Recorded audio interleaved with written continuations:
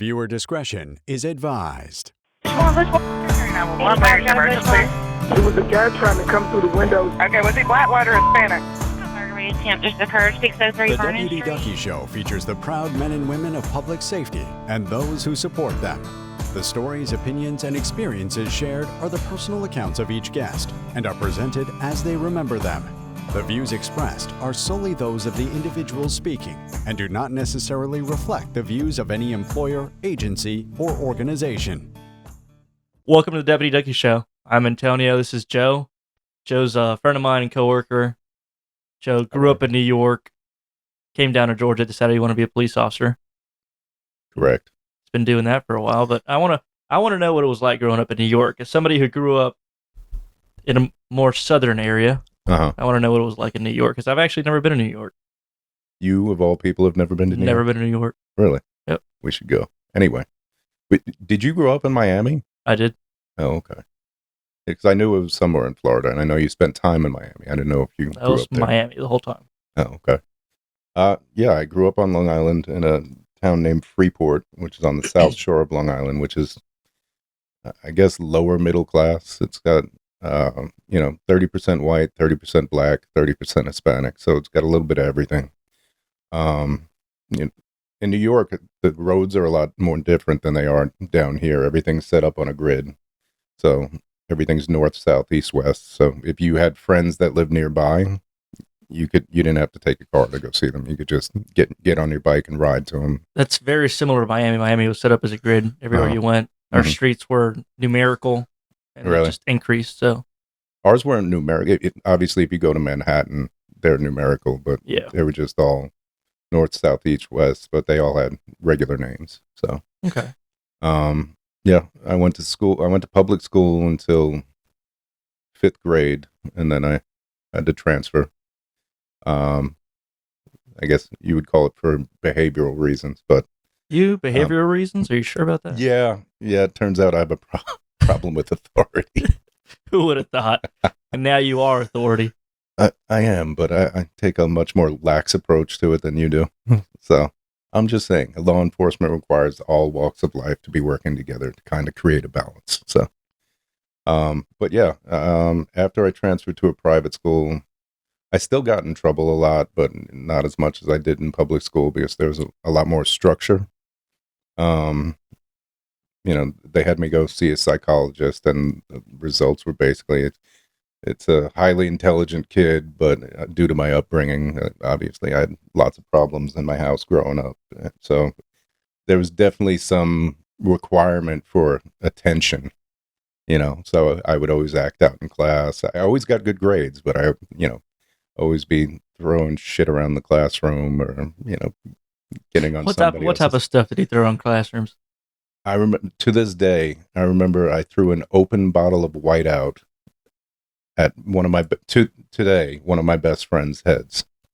And I don't remember if it got all over or something like that, but I remember that was one thing that I got in trouble for. Are we talking the small bottle of whiteout or? Yeah, but I mean, if it's open, doesn't matter. If it's small or large, it's getting everywhere. So definitely got in trouble for that. I ripped the gutters off the school at one point. Got in trouble for that. You'd go to jail for that nowadays. Oh yeah, no, I can for worse than that. So my 7th grade teacher was on mood stabilizers, and I somehow knew what they were, and I stole them from her purse and hid them on her. Oh my gosh! And I guess she couldn't get a new prescription for a certain amount of time. So gradually throughout the week, she became more manic, and I guess I just found it hysterical. Got in trouble for that because they found her pills in my locker. So yeah. How did they know to go look in your locker? I mean, it's a small private school. There was a process of elimination. You were the troublemaker. I was suspect number 1. It's like the first locker they looked in. You were public enemy number 1 at the school, weren't you? Yeah. Yeah. So, but I mean, it was a good school to go to, and growing up on Long Island was fun. But obviously, I had my challenges with how I grew up. But you still talk to any of your friends from school? Oh God, yeah. The 2 of my best friends are girls that I met. Actually, funny story with that is that when I got into the private school, they tried to put me around the goody two shoes kids because they thought that would make me a better person, but it was 50-50. I half corrupted them and they half made me better. And I still talk to both. They're still two of my best friends today.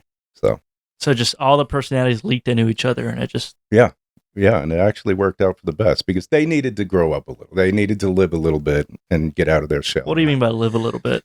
Like they only knew how to go to school, behave, get your work done, and go home.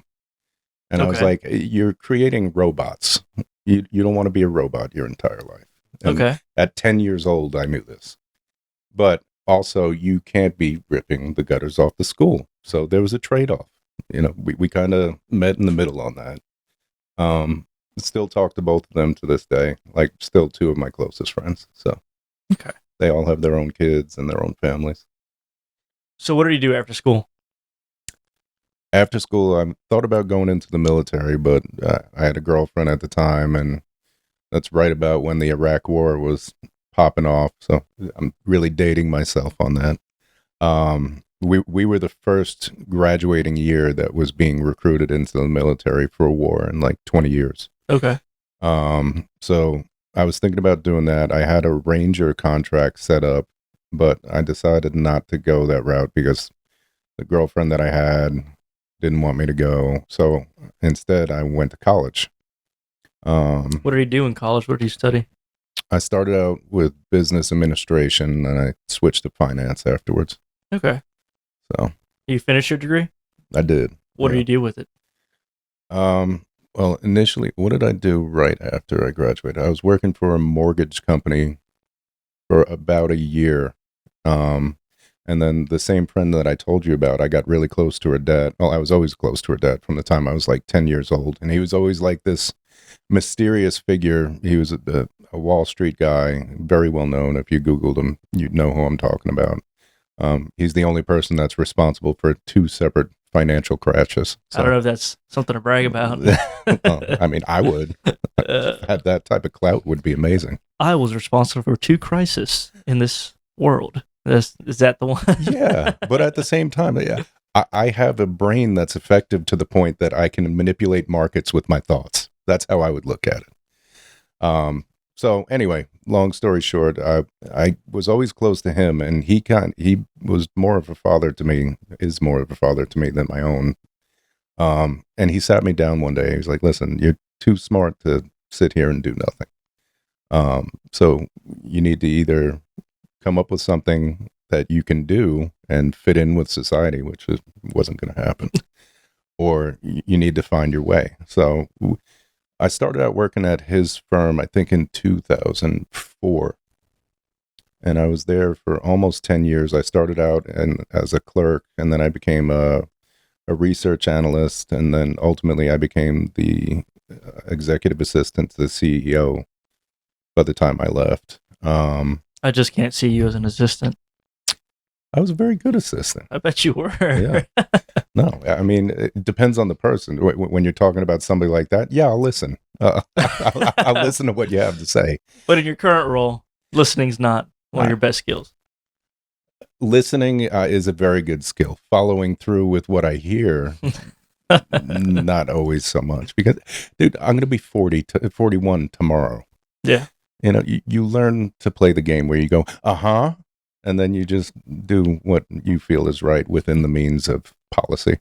So, if only more people could learn that. Yeah, you're one of them. But we'll get to that subject. That. You haven't. Oh, I have. You haven't. Recent history will show that you haven't. But yeah, working on Wall Street was amazing. You met a lot of interesting people. That I went to the Met Gala with the Obamas. Met some people that had islands, certain places, and wish we never met him. And it's just I can tell that I'm a service mindset. I enjoy helping people. My entire family, my biological family, is all blue collar people. They're all teachers, law enforcement.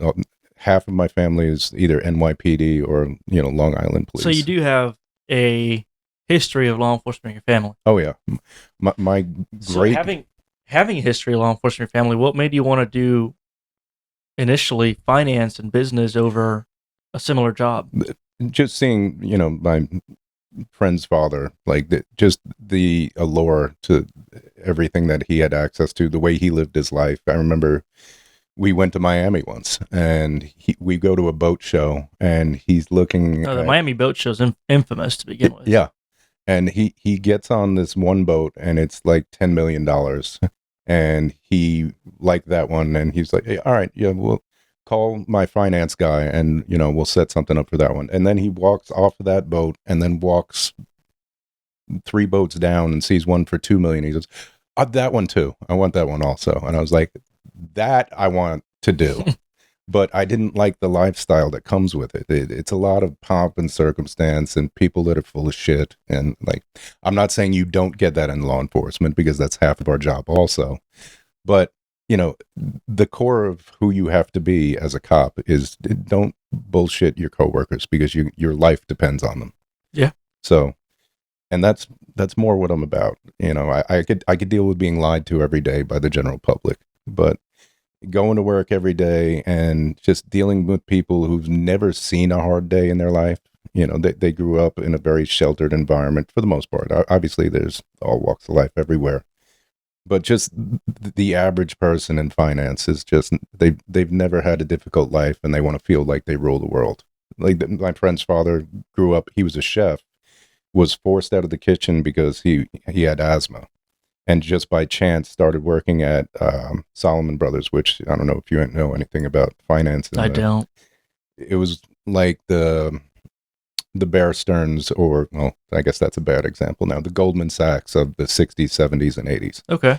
And he worked his way up to be vice chairman of them before he started his own firm. But my point is, he started out at the bottom. Yeah. Nobody handed him a damn thing. So I had a different respect for him than I did a lot of the other people there. And I wasn't good at it. Like I was good at the job, but like I didn't receive anything. What's the word I'm looking for? There was no gratification for anything that I was doing. The money wasn't gratification? No, because it's not even that. It's going to work, sitting in the same chair every day. You know what your day is going to consist of. Work now, you never know what's going to happen. We had a situation, less than a week ago, where I'm following behind you on a road, and we're about to end our day, and 30 seconds later, we have our guns drawn, and we're felony stopping a car. We thought our day was over, and it wasn't. I was very much so just trying to go get gas and drive home. I know, but that happens to you. That doesn't happen to literally anybody else. But I think it's just always been a blue collar mindset for me, and it's something that I've always enjoyed. I've always respected, I should say. And I think it's just a certain type of mindset that some people have to have going into it. And I didn't have that just for finance. So you weren't in love with the job, so you left finance, ultimately. What brought you to Georgia? So I was working at that firm, and I was dating my ex-wife, and we had our first son, Cameron. And we had already had a conversation about, hey, I don't want to raise kids on Long Island. Not that there's anything wrong with it, but it's something about the culture I just don't appreciate in New York. So, and I've been down here visiting her family a decent amount. And your ex-wife was from here? Yeah, she's from Tyrone, Georgia. Okay. And just spending a lot of time down here, I was like, it's just a better way of life. The people are less pissed. Up there, people just walk around pissed off for no reason. It's the same thing in Miami. Miami is a stressful environment. Everyone's always upset. Everybody's always... it's a very fast-paced life. Yeah. As compared to people here. People here tend to just sit back and let things happen a lot more. Whereas I guess you're saying New York is like Miami, where it's just... It really is a stressful environment. Like, you wake up into stress, and your whole day is a stressful day, even if you just had to go run errands. Yeah. Just because of traffic, how many people you have to encounter, and people's attitudes are poor. So I remember one time my ex-wife's family came up to visit. It was like her sister's husband, and they go to a deli, and they're in line at the deli, and they get to the counter, and being Southern, they think they have time to order. And the person at the counter is like, "What do you want?" And she was like, well, what do you have that the guy just goes, "Get out of the way. Like, there's 10 people behind you. Get the fuck out of the way. Like, when you know what you want, you come back up here." And she left. She's like, "I didn't know what to do." And I was like, "Yeah, well, that's the pace of life People up here." down here are patient. And No. places like Miami and New York, they're just not. And it's unjustified. There's no reason for it. Yeah, there's going to be 10 other people in line, but they're not going anywhere. Yeah. They're all going to get their food, but it's just not the way people live up there. So between that, the schools, I mean, are decent at best, but for example, in comparison to Coweta County, that's no better. You're paying $12,000-$15,000 in property taxes to live in I grew up in what was a converted crack house. It was. So it was a crack house, and my father actually put a second floor on it, made it nice, but that's what it was. And I mean, the low end is $15,000 a year for taxes, and you don't get a lot for it. So I was like, there's really no point in living here. So once I got down here, and you get more for your money down here. You first came down here because of your ex-wife. Mm-hmm. Now, how many times did it take you coming down before you decided, I think I want to move down here? Probably by the second visit. Visit, you were sold. Yeah, because like your average house down here, this house, if this house was in New York, it would be $1.2 million. Easy. Same thing in Miami. Yeah. So most people don't have $1.2 million. So you can imagine what they're living in up there. An average house up there is maybe 1,700 square feet, and it's just literally 4 bedrooms, a kitchen, and a living room. And Miami is very similar. It's depending on what area of Miami you live in, you might be able to get something more affordable. Yeah. But not nearly as affordable as something here in Georgia. Yeah. So it's just a better quality life here, I feel like. And, my boys appreciate it. They like going to visit. Like, they're going up to New York tomorrow. And all my cousins are up there. At this point, all my cousins have kids. So I guess, what is that? They're second cousins? Yeah. They all know each other, and they all have the things that they like to do up there. So it's great to go visit, but then it's great to get the fuck out of there. Yeah. It's not a place you want to raise kids at this point. So 2 visits down here with your ex-wife, and you decided, I got to go. Oh, yeah. You had 1 kid at the time. You said, we're just going to pack up and go. Yeah, my oldest, Karen, I guess, we moved down in April of 2014. So he would have been, I don't know, about 15, 16 months old. What about your job? I was ready to go. I knew I didn't want to sit at a desk anymore, So you're willing to take the risk, come down here, and then just see what happened. Mm-hmm. Yeah. So I immediately applied to a whole bunch of police departments. But why did he decide to apply to police departments? But because that was ultimately what I decided on doing when I left. What attracted you from business and finance to say, I now want to go be a street cop? Between, family history, like my great-grandfather, my grandfather, not my father, a lot of my cousins are all either NYPD or Nassau County PD, which is Long Island. Between that and knowing that I wanted to do something different every day, and I legitimately like helping people. So, I felt like between those two, it was going to be some type of public service. So I applied to a bunch of places, and we initially lived up in the Smyrna area.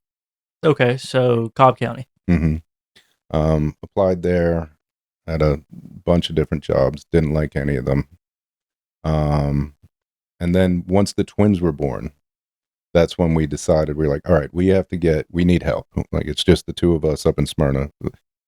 Not going to fly with 3 kids, and 3 kids under 3 years of age. So you had to move closer to her parents because that was the only family here. Mm-hmm. So then we initially moved to Sharpsburg. We were there in Sharpsburg for 4 years, and that's when the marriage started to get a little rocky. And then we moved up to the house on Tommy Lee Cook. Okay. And we were there for about a year before we decided to part ways. Now I'm still in Palmetto, and I still over there all the time. So Okay. What's it like living in Palmetto? A lot of movies shot there over time. yeah. I mean, Most people wouldn't think that those movies are shot in Palmetto, but well, it's the same in Sonoy. It seems like there's nothing there, but there's Oh. countless amounts of movies, TV Yeah. shows that are shot down there. It's nice because there's nothing. You have your basic needs met, but outside of that, there's nothing. So the trade-off with that is not New York living. no, it's perfect. Perfect for what you were looking for. Oh yeah, coming from a house where if I'm in the shower, the shower had a window in it, you would be staring at your neighbor in his kitchen while you're Yeah. in the shower, from not like a long distance, like maybe 30 feet. So to just have the freedom to shower and look out the window and not see another person is kind of nice. So by the time you moved to Palmetto, did you find a job in law enforcement? Oh yeah. I was already working at the sheriff's office at that point. Okay. So what have you done in your law enforcement career? Well, I started out in the jail, and I actually had a great time in the jail. That was back before it was as crowded as it is now. And in the jail, it all depends on the people you work with, and we had a great shift of people who've all since, I think they're one of the last generations of people that actually promoted from the jail until they had people kind of getting stuck in the jail. You talking about they were working in the jail, but then got sent to the academy to go to the road? Got sent to the academy, found administrative positions, just doing other things within the sheriff's office before. Okay. Now it seems like, and I could be wrong, it seems like once you start at the jail, you're almost stuck there now because of all the overcrowding issues. They need the people, so they can't let the people go to do other things until that's not isolated to where you work at, though. Mhm. I feel like that's a common issue. Yeah, that's a commonality everywhere. in most sheriff's offices. It seems like it doesn't matter where you go. Yeah. Everybody has an issue with the jails being full, Mhm. and not being able to staff their jails to begin with. Mm-hmm. Well, I think the biggest problem that they're having is there's no. It's one of the hardest jobs in law enforcement is being a jail officer.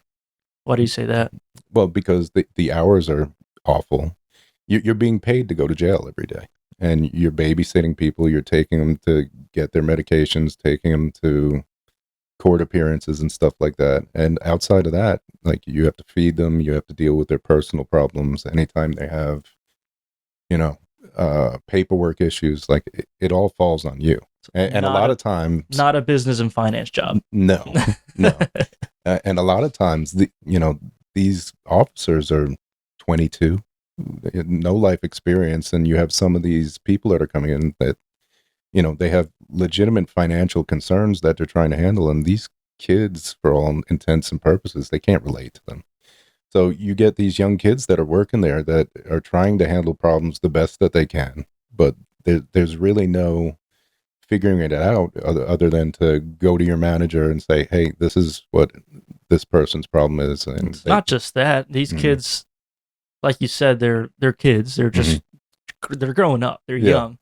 They're coming to a jail to deal with somebody else's problems, but they also have their own problems that they're dealing with on top of that. And living today, it was a common problem that I saw when I was working in the jail.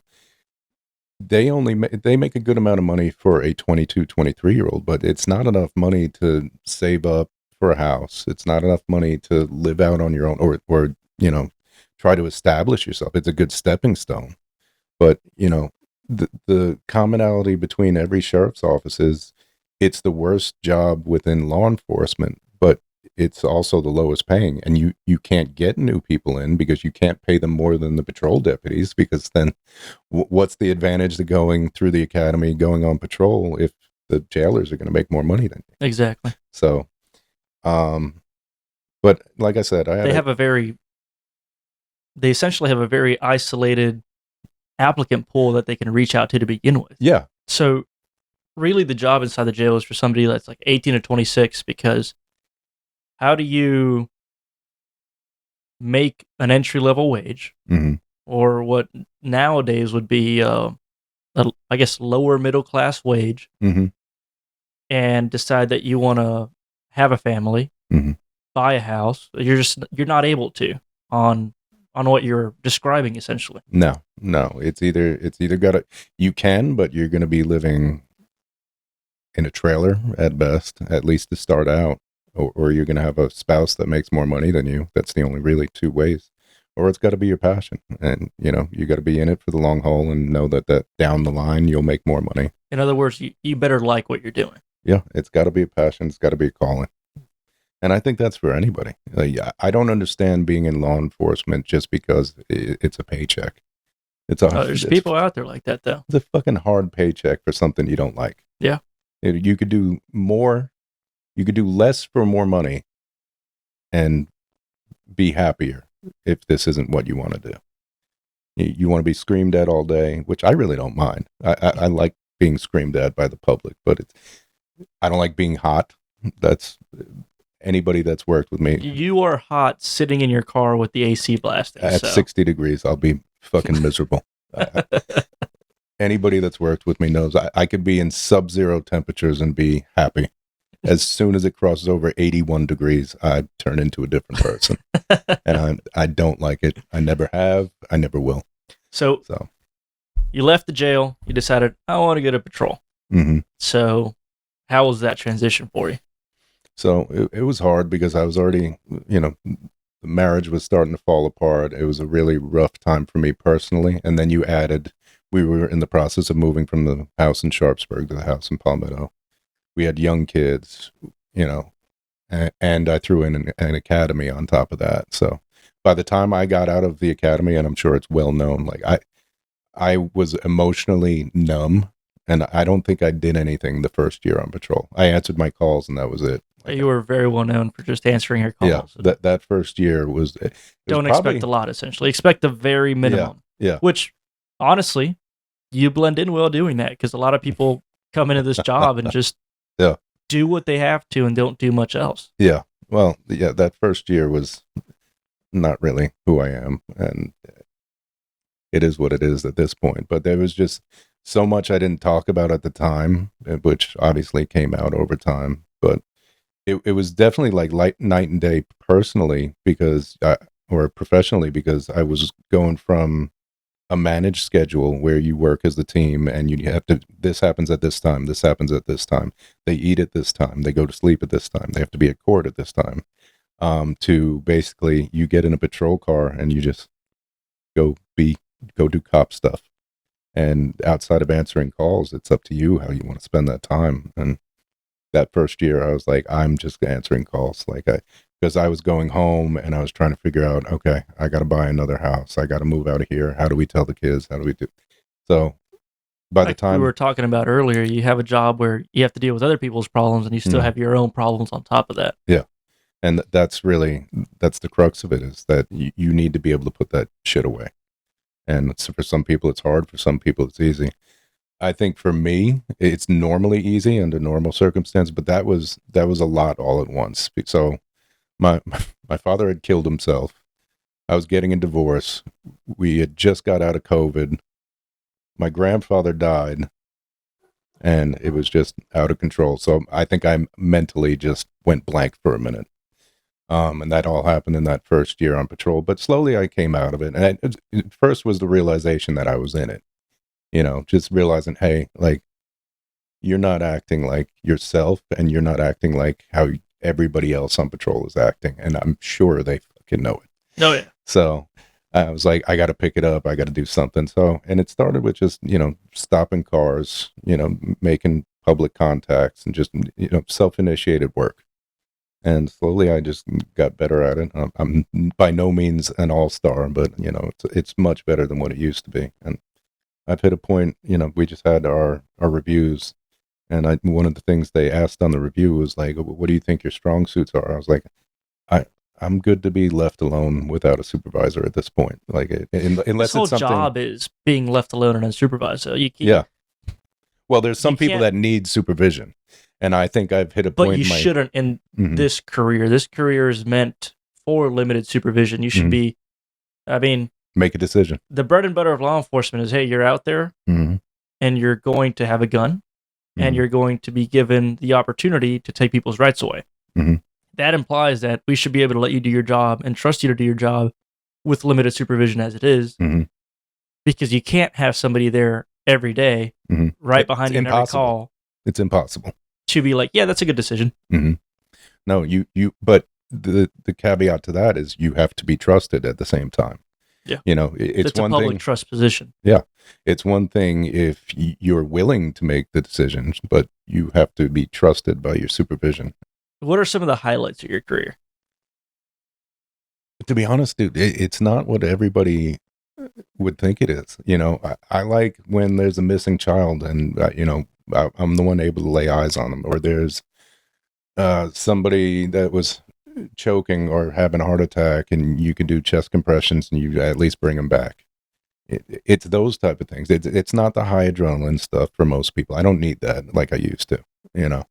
I definitely have an addict mindset from, I guess genetics and just the way I grew up. But, that's, I guess, just getting older, that kind of has fallen by the wayside. And I'm not going to say I'm more wholesome, but, I get a lot of satisfaction these days out of helping people. And I'm starting to get a lot of satisfaction for the younger guys that are just starting now and kind of being able to just try to steer them in the right direction, teach them to make good decisions. You're reaching your crest in law enforcement, where you want to share the knowledge rather than keep it all to yourself, or you're still, I mean, we're always learning, always but gonna at be some learning. point you get to a period where you can start sharing that knowledge. Who was I talking to recently where I forget who I was talking to, but I described law enforcement as a very niche industry because to be sufficient at this job, you need nothing. You need a college education, a high school education at best. Yep. And you can go out and you can answer calls and you can know basic policy. Because your knowledge portion of this job is strictly what they teach you in the academy and what you learn yourself through reading the law and case law and things like that. But if you want to excel at this job, it is on par with a doctorate, because you need to be a psychologist, you need to be a lawyer, you need to be a counselor, you need to be a physician, you need to be a medic. Most people don't understand that, because if you look at pop culture and what's popular on the media, it's cops are dumb. Yeah. Cops don't know what they're doing. Don't they get need me more wrong. training. Most cops are dumb. I don't want to confuse the stereotype. It's very true that most cops are dumb. But what I'm saying is the ones that you see excel, the ones that have a good reputation, the ones that stay in the career for a long time, they're not dumb people. They are people that could have been in finance, could have been in the medical field, who have the aptitude to do anything. This is just a calling. What separates the dumb cop from the smart cop? How do you identify one of each? Because if you keep having, I'll lose my patience with this. I'll tell you exactly how you identify it. If you keep running into the same issues and still don't know how to solve them after previously dealing with them and finding a resolution, and then you come into the same problem again and you just, I don't know how to handle this, you're probably a dumb cop. And you're talking about like going to a call and not being able to the same call that you've been to 1,000 times with the same result, and you have the same information, and you can't make the decision that you've already made previously in the past on a similar call, and you just throw your hands up and you have to call a supervisor. You're the dumb cop, and you probably need to get a job doing something else.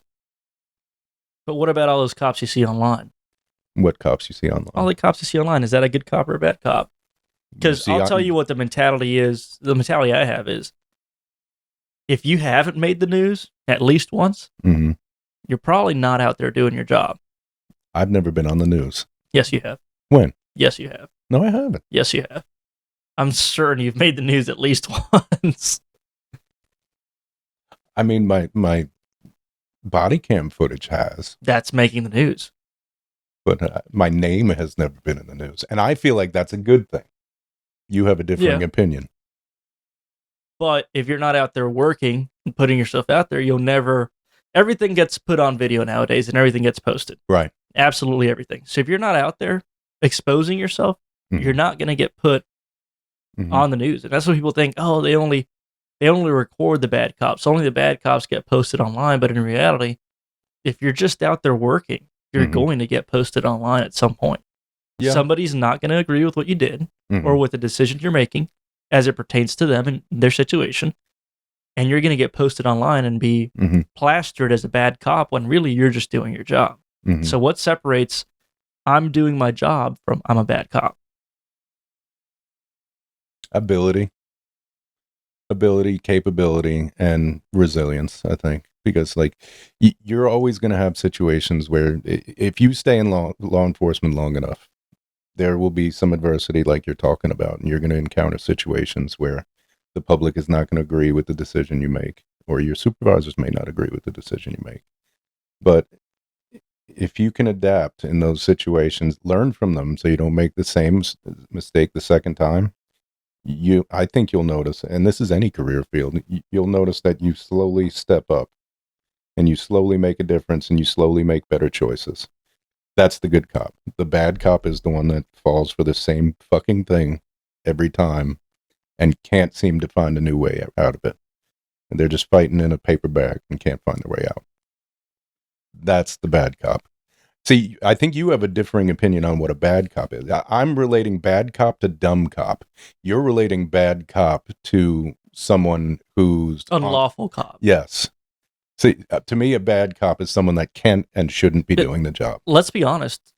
Unlawful cop is almost hard to be because... It takes effort. It does. It really takes effort to go out there and violate someone's rights because... With the knowledge that what line not to cross and still cross it. Yes. And 9 out of 10 times when the police are having an interaction with you, there is some sort of action they can take. I guarantee you if the police There's a way to get you in handcuffs. If the police are talking to you, there is a way for them to take you to jail. And it's 90% of the time dependent completely on you rather than the officer, because I guarantee you that officer probably doesn't want to take anybody to jail. They're probably just hoping that they can rectify the issue there. Yeah, what is the best outcome? Is it an outcome? You know, there's domestics that we go to where... Domestics are different, though. Our hand is almost forced when you're dealing with domestic violence. Oh, okay, so give me an example where you'd be in the public and you have a judgment call to make. Oh, any traffic stop. Any traffic stop where the individual, instead of just, hey, here's my license. Yeah, you know what? I fucked up. And instead they want to argue with you. Or they... Why do you need my license? Correct. Go down that route. Well, I didn't do that. I'm not getting out of the car. Yeah. Which the cops can tell you to get out for whatever they want, and you have to do it. Correct. Well, you don't have to, but there will be a result that you don't like. So that is true. But yeah, it's situations like that, and you're right. I think that's another example of a bad cop where you could have led the conversation in a different way, and you might have gotten the result you wanted, but you didn't because you knew that this person was going to flip out, and you wanted that because you wanted to take somebody to jail. Oh, there's people out there that are professionals, if they feel like it, at getting somebody riled up. Yes. No, I've seen it. There's several that I've worked with that have that trait. Oh yeah. Some of them do it by accident. We had one just leave to be an SRO that was he was notorious for going into a situation calmly, and it's something about his face that just pissed people off. And he was the nicest guy ever too. Yeah. He was the nicest guy ever. Loved everybody, loved all his coworkers, but like when he got out on the scene, the perp would be like, I want to hit that guy. And his crowning achievement, like right before he left, he I don't know if you heard about this. I think that might have been while you were gone, or maybe not. He goes to a house where there's a 300-pound naked man high on drugs, locked in the room. Sounds like a good time. Yeah, and this was not a 300-pound officer by any means. And sure enough, they get into a fight, and his backup arrived, and they were able to effect an arrest. But it was one of those situations where it's like, only him. This could only happen to him, and it's just all the time. And there's just people like that. Yeah, so there sure are. So I know one time when you first started on patrol, you had a little oopsie daisy with your patrol car and some pedestrian crosswalk signs. I have no idea what you're talking about. You know exactly what I'm talking about. You're going to have to refresh my memory. Let's talk about that day when he had one of those brand new shiny Explorers, twin turbo engines that they were handing out. Yeah, I had one of the first ones. Yep. What did you do with it? All right. Well, if we're going to bring this up, we're going to caveat it by me telling my sergeant that... Were you looking at your sergeant just now? Yeah, I know she's going to watch this eventually. Telling my sergeant, and it was a personal issue. My brother had gotten a DUI the night before, so my mother had called me, and she said, "Hey, your brother's in jail in Douglasville. He got a DUI last night." I was like, "How? Like, he's not somebody that drinks a lot or anything like that."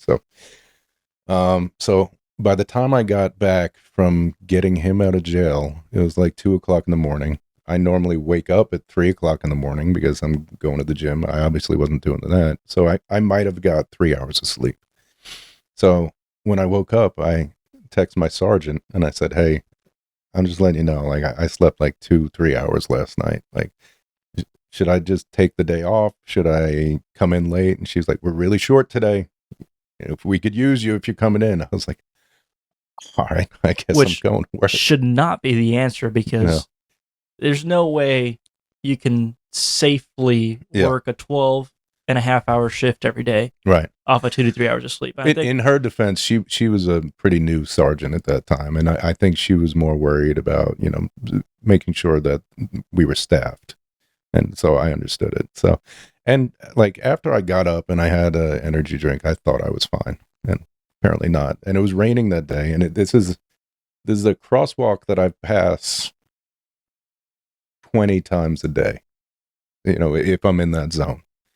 And for whatever reason, it was raining out, and I made a turn and just went right up onto the island, hit it directly straight on, and it would have been bad enough if I just knocked the crosswalk sign over, but it went up underneath the car, completely gutted the oil pan, gutted the transmission, and I was going like to the left to try and get off of it, and then I circled all the way to the right, tried to get off, and each time I'm just digging it deeper into the transmission. So, and then she gets on scene. She was like, and I was like, "Told you I didn't want to come to work." This is the result. And then, you know, then I had to go take a piss test to make sure that I wasn't drunk, which that's ironic being from the night before. But yeah. Why is that like my crowning achievement in law enforcement for you? Is that why you always have to bring it up? That's one of the most memorable moments in your career, I think. So it was really bad because it was like the middle of the day. It was like 10:00 in the morning.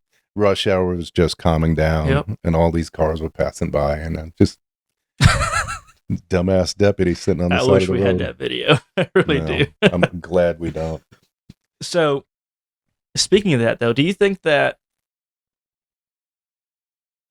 How do you think we do as a career field when it comes to making sure our employees are adequately rested, making sure our employees are in a good state of mind to work? Because if you compare it to similar fields that probably require less stress but involve similar amounts of responsibility, like, I'll give you a perfect example.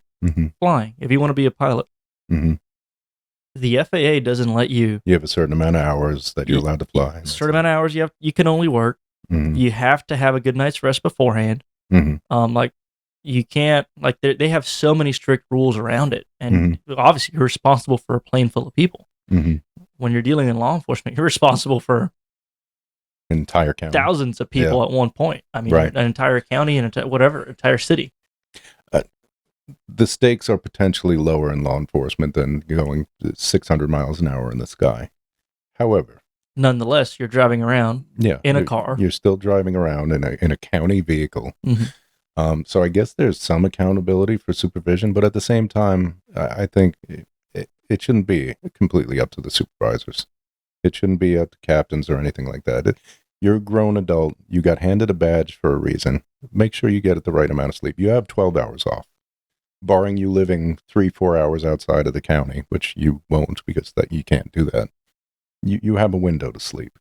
Yeah. Realistically, in this job, you get used to having 4, 5, 6 hours of sleep and then going back to work. Is that healthy? No. That's why a lot of us die early. But, I don't think that should be on supervision. I think it was completely up to me to come to work that day. I could have told her. She didn't make me come to work. She said, if you can, you should. And I did. But, it is a high stress job. And I don't think I'd be able to do this job. How old were you when you started? 21. Not a chance in hell could I do this job when I was 21. I was way too reckless. I was living a very different life. There was not a chance in hell. So it's almost good that, life played out the way it did, that I didn't start until later on, because I would have been a poster. You want me to end up on the news? That's how I would have ended up on the news, and it wouldn't have been for a good thing. My decision making wasn't on point. I had other aspirations and other things I was working on, and I hit 21, 22. I was still playing football. Went to the combine in 2010. So, my brain was nowhere near mature enough to handle a job like this. And I don't know how we have a couple of coworkers of ours where I just don't know, with their background, how they got into it and how they're doing it, because I was nowhere near mentally prepared at that age to do this job. So you think there's a certain point where you have to ask yourself, is this something I should really be doing? Mm-hmm. Do you think that the agencies as a whole fail in hiring those people, or do you think that? I mean, how much? It's not the CIA. How much background checks do you want them to do on all these people? There's a psychological evaluation. They have numerous interviews at this point. People are going to lie or they're not, and if it doesn't get picked up in the polygraph or the stress test, it's not foolproof. Somebody's going to get in that doesn't belong here. And with those people, they normally expose themselves anyway. From what we've seen. Oh yeah, it comes out eventually. You can't hide forever. And you'll get fired a lot faster nowadays than you would have 10, 15, 20 years ago. Oh yeah, everything's in the public eye now. Yes, So, if cops are not nearly as protected as people really think they are. mm-hmm. I think that's a stereotype that's been around for a while. Mm-hmm. I think back when that's an old school mindset. It's not. When there what were it is unions today. and things like that. There was unions, no social media, Yep. no body cams. Then you could really hide. No, I think it was really hard to fire folks back then, but nowadays, I think you sneeze in the wrong direction and they'll just get rid of you. No, and I think the county that we work for they're very good at balancing. Okay, this person has a very long-standing history of not getting in trouble, making the right decisions. Oh, he made this wrong decision. Let's balance that appropriately. Whereas somebody who's kind of been a fuck up the entire time he's here and then has a big fuck up, it's like, yeah, you got to leave now. And I've never, there's been very few times when I've looked at any of their firings and I've been like, wow, I can't believe they let that one go. It's normally like, yeah, that one probably should have. And there's other ones that have had, decent fuck ups where they had 30 years of nothing. And they kept them, and I think they should have. So, they do a pretty good job balancing that. Yeah. So what do you think is one part of law enforcement that could and should be improved upon? Where do you think that we often drop the ball? We as deputies, or like supervision? As a whole. The career as a whole. In a perfect world, I've always envisioned a place where there was a 4-year legitimate law enforcement academy, because I feel like a degree essentially. Yeah, because it's. And we're not talking criminal justice. No, I'm talking street cop college, because there's so many facets to what we do, and if you wanted to branch out into each facet, you can create a career study in it, whether it be criminal psychology or something like that, and you need to be at least well versed in each one. You need to have a decent medical background. I think if you had a 4-year police college, you should be a medic. You should be, a basic psychologist. There's 100 things that you could do. Your case law should be covered. It's funny. That's the Guy I used to work for called me right that's now. crazy. Yeah. You should be able to at least reach out. So, and I say all this just because when there is a fuck up in law enforcement, it's normally because the training wasn't there, or you didn't get enough of it. If you are immersed for an entire semester in case law, Georgia case law, not even national case law, you can't sit on a stand and say, "Oh, well, I wasn't aware of that anymore." So I think that would be a way to mitigate a lot of the fuck ups that we see, is just but to counterbalance that, there will be no more making, $50,000-$60,000 a year. This will be, that wouldn't be sustainable for public service, though. well, that's why I think the whole thing needs to change. And So- it never will, because if you look at the way the money goes, it's not sustainable. But you're asking me in an ideal world. If you believe that law enforcement should be as close to perfect as they could possibly be, you need to send them to school and you need to pay them more. So having said that, what do you think of your field training program when you got here? When you compare a 12-week FTO program that we do versus somewhere like the LAPD where their FTO is a year or more long, and they really dig into that field training before they let somebody go off by themselves. Mm-hmm. Well, like I said, I have nothing to compare it to. I've only done one FTO process, and mine was, when I left, there was rarely a situation that we encountered that I wasn't able to handle. I felt that my FTO was a competent person.